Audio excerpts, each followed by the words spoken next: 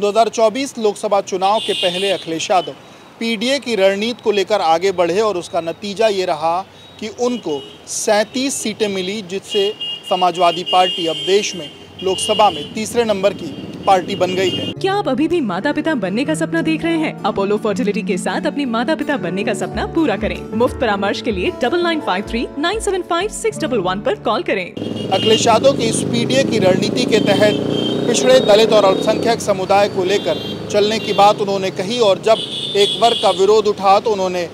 जो पीडीए में ए फैक्टर है उसमें अल्पसंख्यक के अलावा आधी आबादी और अगड़ों को भी जोड़ा था। हालांकि अब इस पीडीए की रणनीति के तहत अखिलेश यादव का कहना है कि आने वाले दिनों में वो आगामी चुनाव है उसमें इसी रणनीति के तहत वो जाने वाले हैं। इस पीडीए की रणनीति के तहत अगर देखा जाए तो समाजवादी पार्टी का जब से गठन हुआ है तब से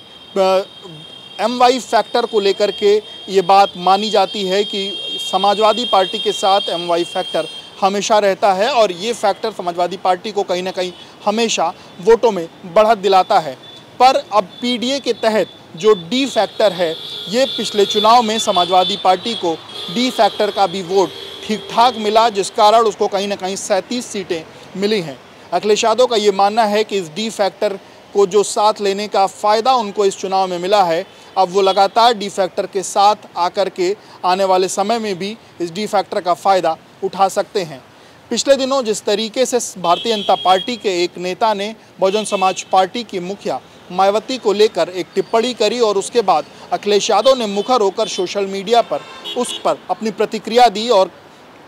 इसके बाद सभी ने देखा कि किस तरीके से मायावती ने खुद अखिलेश यादव को उस प्रतिक्रिया के लिए आभार जताया था। अगर अलग अलग पॉलिटिकल पंडितों की माने तो इस रणनीति के तहत अखिलेश यादव को डी फैक्टर का एक बड़ा फेवर आने वाले समय में मिल सकता है। जिस तरीके से अगर वहीं बहुजन समाज पार्टी की बात करें तो बहुजन समाज पार्टी जिसको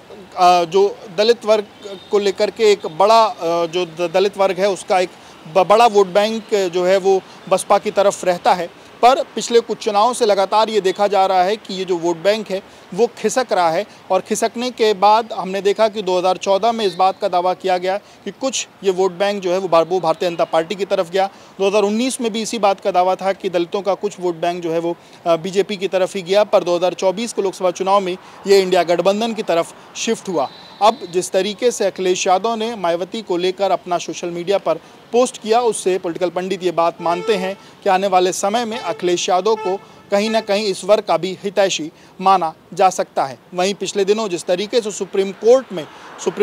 का SC/ST वर्ग को लेकर के, क्रीमी लेयर को लेकर के जो फैसला आया उसका भी अखिलेश यादव ने कहीं ना कहीं मुखर होकर विरोध किया और उसके बाद उत्तर प्रदेश के अलग अलग जनपदों में इसको लेकर प्रदर्शन भी हुए। जब भारत बंद हुआ, अखिलेश यादव की पार्टी ने भी भारत बंद में समर्थन दिया। तो ये कहीं ना कहीं इस तरीके की चीज़ें अखिलेश यादव की ये रणनीति दर्शाती है कि पीडीए में डी को मजबूत करने की कवायद अखिलेश यादव लगातार कर रहे हैं और इसी पीडीए में हर एक वर्ग को, पिछड़े, दलित, अल्पसंख्यक, अगड़े को मजबूत करते हुए अखिलेश यादव अगले चुनाव में भी जाने वाले हैं और उसमें सबसे मजबूती डी फैक्टर को सपोर्ट करने को निकल के सामने आ रही है।